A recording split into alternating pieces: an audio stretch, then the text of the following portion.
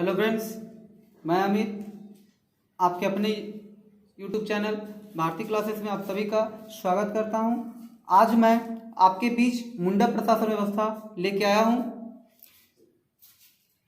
झारखंड का ये जो शासन व्यवस्था है, यहाँ से झारखंड के विभिन्न परीक्षाओं में क्वेश्चन पूछे जाते हैं। जैसे झारखंड की जेपीएससी है, इसमें इस शासन व्यवस्था से 5 क्वेश्चन पूछे जाते हैं और झारखंड के विभिन्न परीक्षाओं में यहाँ से 1 या 2 क्वेश्चन पूछे ही जाते हैं। इसलिए इस टॉपिक को मैं आपके बीच लेके आया हूँ और ज़्यादा टाइम ना लेते हुए मैं आज का क्लास स्टार्ट करता हूँ। तो चलिए स्टार्ट करते हैं मुंडा शासन व्यवस्था। ठीक है, तो देखिए इसमें पहला पॉइंट क्या है।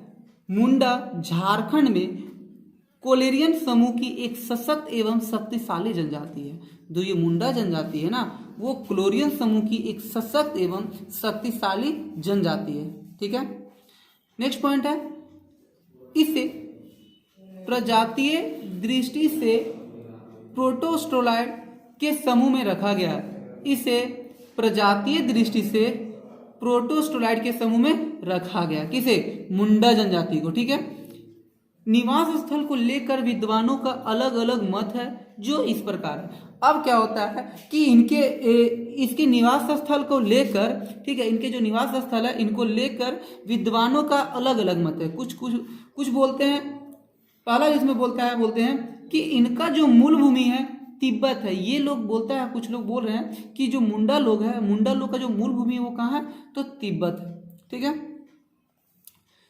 दूसरा है, मुंडा भारत के दक्षिण पश्चिम से चलकर, ठीक है, मुंडा जो है भारत के दक्षिण पश्चिम से चलकर आर्यों के दबाव में मध्य प्रदेश से आए थे।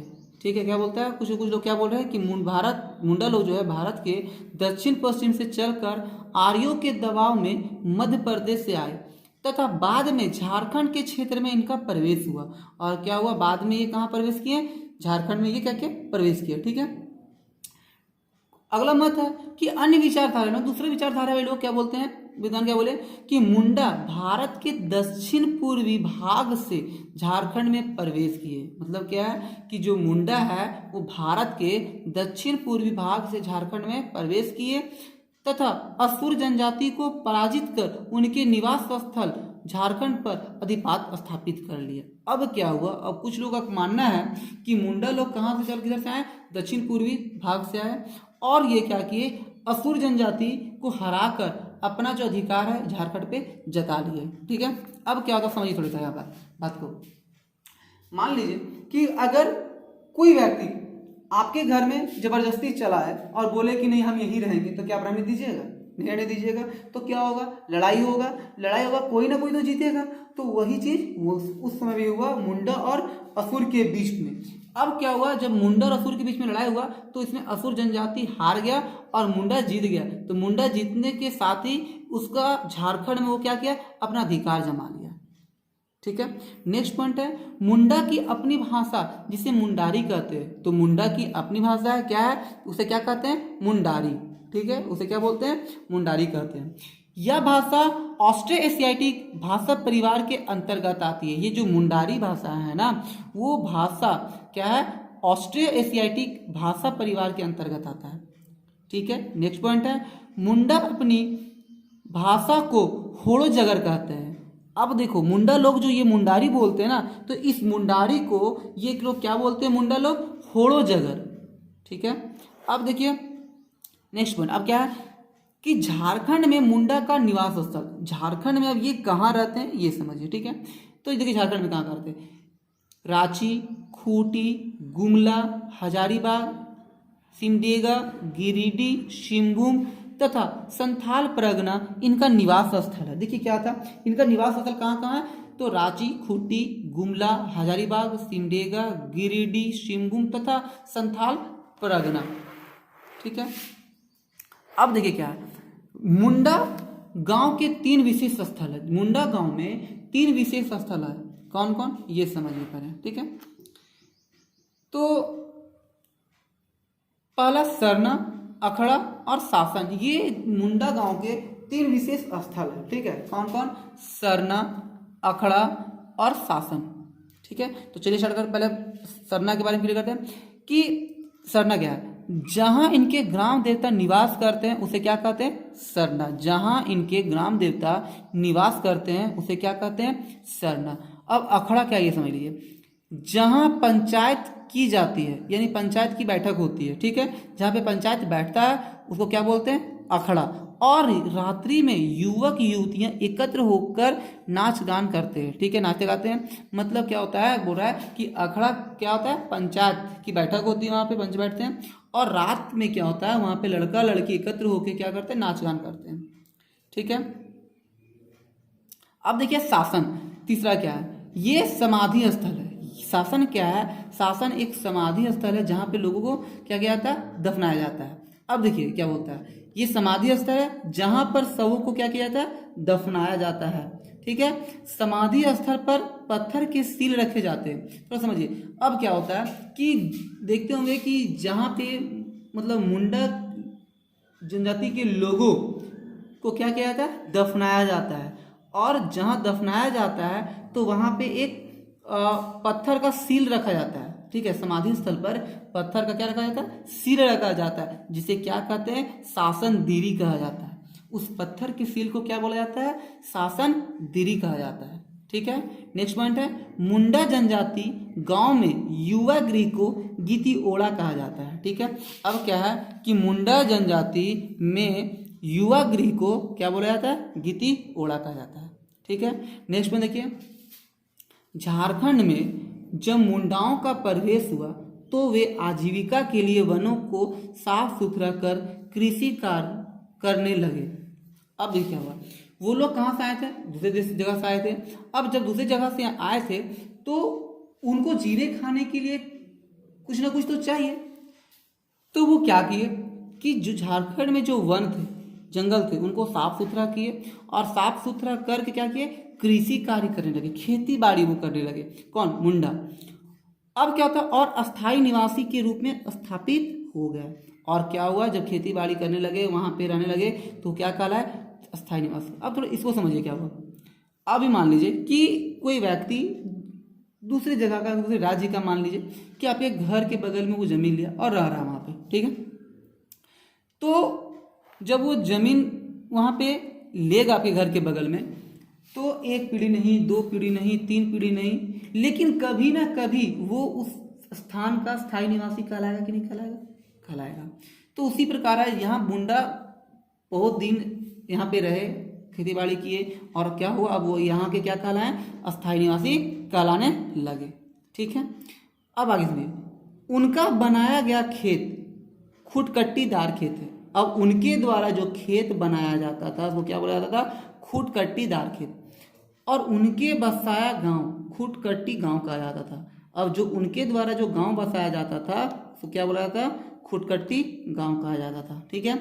खेत बनाने वाला खुटकट्टीदार कहा जाता था। अब क्या है कि जो खेत को बनाता था जो किसान, वो क्या बोला जाता है, खुटकट्टीदार कहा जाता है, ठीक है।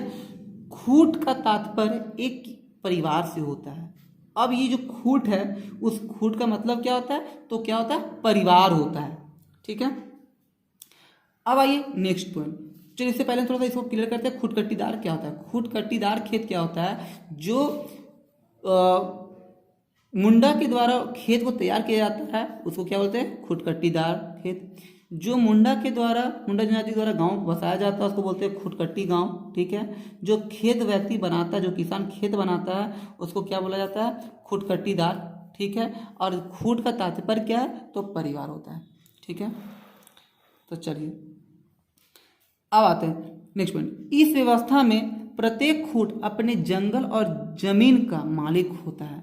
अब देखिए जनसंख्या उतना था नहीं, जो जहाँ पे जितना जगह पे रह रहा, काम कर रहा, खेत कर रहा, उस समय सब उसका हो गया, ठीक है। तो वही चीज़ है कि इस व्यवस्था में प्रत्येक खूट का मतलब क्या, परिवार अपने जंगल और जमीन का मालिक होता है। खुटकट्टी गांव की संख्या बढ़ने लगी, जनसंख्या बढ़ने से गांव की जनसंख्या बढ़ने लगी। क्या हुआ कि खुटकट्टी गांव की जनसंख्या बढ़ने लगी, और बढ़ने से क्या होगा, गांवों की संख्या बढ़ने लगी। ये ऑब्वियस है कि जनसंख्या जब बढ़ेगा तो गांव की संख्या भी तो बढ़ेगी। मगर यानी किंतु उस गांव की सामाजिक, सांस्कृतिक, धार्मिक एवं राजनीतिक व्यवस्थाओं का संचालन में कोई परिवर्तन नहीं आया।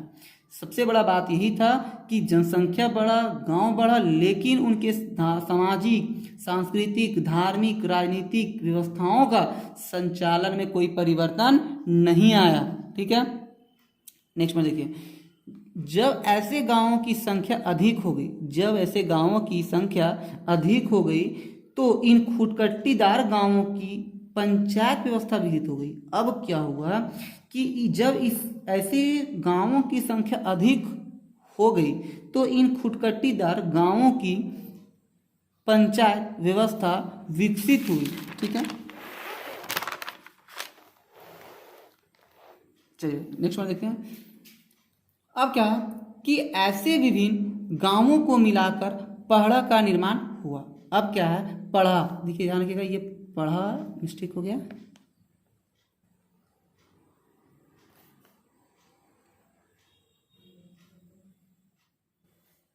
ठीक है। अब आइए, बोलते हैं कि ऐसे विभिन्न गांवों को मिलाकर पढ़ा का निर्माण हुआ, मतलब जो गांव को मिलाकर क्या बनाया गया, पढ़ा बनाया गया। अब पढ़ा क्या, तो ये समझ लीजिए, कई मुंडा गांवों का समूह को पढ़ा कहा जाता है। ठीक है, क्या बोलता है कि कई मुंडा के गांव को मिलाकर क्या बनाया जाता था, तो पढ़ा बनाया गया था। ठीक है, नेक्स्ट पढ़िए। मुंडा जनजाति में प्रत्येक गांव का एक पंचायत होता है जिसका प्रधान मुंडा कहा जाता है। क्या है कि मुंडा जनजाति में प्रत्येक गांव का एक पंचायत होता है, ठीक है, जिसका प्रधान कौन होता था, मुंडा कहा जाता है उसको। ठीक है, उसको क्या बोला जाता है, उसका प्रमुख को मुंडा कहा जाता था। अब आते हैं नेक्स्ट वन। ऐसे कई ग्राम पंचायत को या गांवों को मिलाकर एक पट्टी बनाया जाता था। ठीक है, जिसका प्रमुख मानकी होता था। अब थोड़ा समझिए कि कई ऐसे ग्राम पंचायत, जो ग्राम पंचायत होते हैं उसको मिलाकर क्या बनाया जाता, पट्टी बनाया जाता, उसको क्या बनाया जाता, पट्टी बनाया जाता, और इस पट्टी का प्रमुख कौन होता था, मानकी होता था। ठीक है, नेक्स्ट पॉइंट आइए। कई पट्टियों को मिलाकर पढ़ा बनता है। कई पट्टियों को अगर हम मिलाते तो क्या बनता है, पढ़ा बनता है, जिसका प्रमुख कौन होता है, पढ़ा राजा। ठीक है, जिसका प्रमुख क्या कहा जाता है, पढ़ा राजा कहा जाता है। तो चलिए थोड़ा इसके माध्यम से, डायग्राम के माध्यम से थोड़ा समझते हैं। ठीक है, देखिए ये गांव है, ठीक है, ये क्या है, एक गांव है। तो एक गांव का प्रधान कौन होगा, मुंडा है। एक गांव का प्रधान क्या है, मुंडा है। अब जब बहुत सारे गांव आ जाए, देखो देखिए ए बी, ए गांव, बी गांव, सी गांव, डी गांव, ई गांव, मतलब कई गांव मिलाकर क्या बनता है, पट्टी बनता है। और इस पट्टी का प्रधान कौन होता है, मानकी। इस पट्टी का प्रधान कौन होता है, मानकी। ठीक है, अब नेक्स्ट मिनट आइए। कई पट्टी मिलकर पढ़ा बनते हैं। कई पट्टी को मिलाकर क्या बनता है, पढ़ा बनता है, जिसका प्रधान कौन होता है, पढ़ा राजा होता है। ठीक है, पढ़ा का, जिसका पढ़ा पट्टी मिल क्या बनता है, पढ़ा बनता है, और जिसका प्रधान कौन होता है, पढ़ा राजा होता है। नेक्स्ट मिनट आइए। पढ़ा का एक पंचायत होता है जिसे पढ़ा पंचायत कहते हैं। देखिए पढ़ा का भी पंचायत होता है जिसे क्या बोला जाता है, पढ़ा पंचायत कहते हैं। ठीक है, नेक्स्ट पॉइंट देखिए। पढ़ा पंचायत या पढ़ा राजा, पढ़ा पंचायत या पढ़ा राजा के 5 कार्यपालक अधिकारी या सहायक होते हैं जो राजा के अधीन कार्य करते हैं। देखिए क्या बोलता है कि पढ़ा राजा जो है उनका 5 सहायक होते हैं जो राजा के अधीन कार्य करता है। ठीक है, कौन कौन है 5, देखिए दीवान, ठाकुर, पांडे, कर्ता और लाल। ये 5 जो है पढ़ा राजा के क्या करते हैं, सहायता करते हैं। चलिए देखिए अब थोड़ा सा पढ़ा राजा के बारे में डिस्कस करते हैं कि पढ़ा राजा क्या है। पढ़ा राजा जो है 15 से 20 गांवों मिलाकर एक पढ़ा राजा का गठन किया जाता है। मानी इट मीन्स कि 15 से 20 गांव को मिलाकर एक पढ़ा का गठन किया जाता है, और पढ़ा का प्रधान पढ़ा राजा होता है। देखिए आगे भी हमने चर्चा किया था कि पढ़ा का प्रधान कौन होता है, पढ़ा राजा होता है। ठीक है, अब देखिए नेक्स्ट में, मुंडा द्वारा जिस विवाद का निपटारा नहीं किया जा सकता है उस विवाद का निपटारा पढ़ा राजा करता है। मतलब ये है कि मुंडा जो है वो ग्राम पंचायत का होता है, अपने पंचायत का, और यदि अगर उस पंचायत में किसी मामला का निपटारा अगर मुंडा नहीं कर पाता है तो उस वैसे मामले का निपटारा कौन करता है, वैसे विवाद का निपटारा कौन करता है, पढ़ा राजा करता है। ठीक है, नेक्स्ट पॉइंट देखिए। पढ़ा पंचायत पढ़ा राजा की पंचायत होती है जो न्यायिक व्यवस्था का सर्वोच्च संस्था है। मतलब बोलता है कि जो पढ़ा पंचायत होता है वो न्यायिक व्यवस्था का क्या है, तो सर्वोच्च संस्था है। ठीक है, नेक्स्ट पॉइंट देखिए, यदि कोई व्यक्ति पढ़ा पंचायत के निर्णयों को नहीं मानता है, यदि कोई व्यक्ति पढ़ा पंचायत के निर्णयों को नहीं मानता है तो उसे सामाजिक बहिष्कार किया जाता है। ठीक है, अगर मान लेते कोई व्यक्ति जो है पढ़ा पंचायत का बात को नहीं मानता है तो उसको समाज से बहिष्कार किया जाता है, उसको भगा दिया जाता है, निकाल दिया जाता है। ठीक है, उसको सजा मिलता है। यदि कोई व्यक्ति ऐसे व्यक्ति का साथ देता है तो वो भी व्यक्ति को अपराधी घोषित किया जाता है। इट मीन्स ये है कि अगर कोई व्यक्ति उस बहिष्कार व्यक्ति का कोई दूसरा व्यक्ति उसका सहयोग कर दे, मदद करता है, तो उस व्यक्ति जो उसका मदद करता है उसको भी अपराधी घोषित किया जाता है। ठीक है, तो इस प्रकार आपका मुंडा प्रशासन खत्म हुआ। तो यदि आपको ये वीडियो पसंद आया हो तो लाइक, सब्सक्राइब और बेल आइकन दबाना ना भूलें। Thank you.